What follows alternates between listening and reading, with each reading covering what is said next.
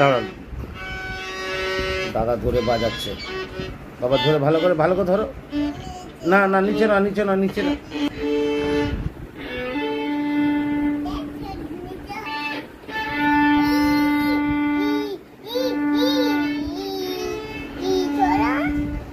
থাকবে এখানে, দাঁড়াও।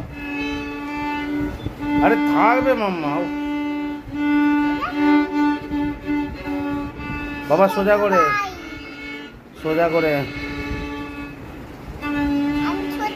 তুমি তোমাকে ধরতে হবে না, ছেড়ে দাও, ছেড়ে দাও।